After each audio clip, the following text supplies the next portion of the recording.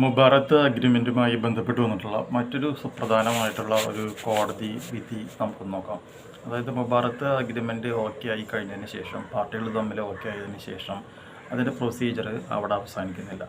നിങ്ങൾ എന്ത് ചെയ്യണം? ആ മുബാറത്ത് അഗ്രിമെൻറ്റ് നേരെ ഫാമിലി കോടതിയിലേക്ക് കൊണ്ടുപോകണം. Then family court act section 7D പ്രകാരം ഡിക്ലറേഷൻ കിട്ടാൻ വേണ്ടിയിട്ട് ഫാമിലി കോടതിയിൽ അത് ഫയൽ ചെയ്യണം.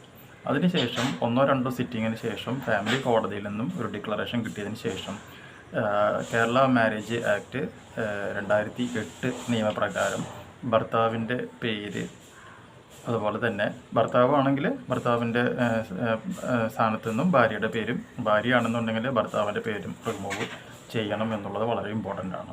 അപ്പോൾ അതുമായി ബന്ധപ്പെട്ട് വന്നുള്ള കോടതി വിധി ഇങ്ങനെയാണ്: A couple entering into Mubarak agreement is entitled to declaration of dissolution of marriage by family court.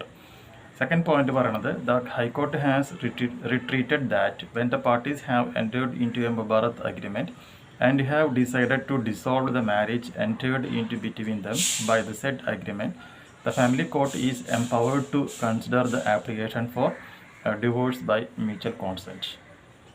അവിടെ ഉപയോഗിക്കുന്നത് നമ്മൾ എന്തെങ്കിലും family court act under section 7D പ്രകാരമാണ് ചെയ്യുക.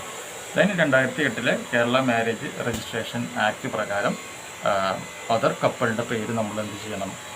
രജിസ്റ്ററിൽ നിന്നും റിമൂവ് ചെയ്യണം എന്നുള്ളതും മനസ്സിലാക്കി.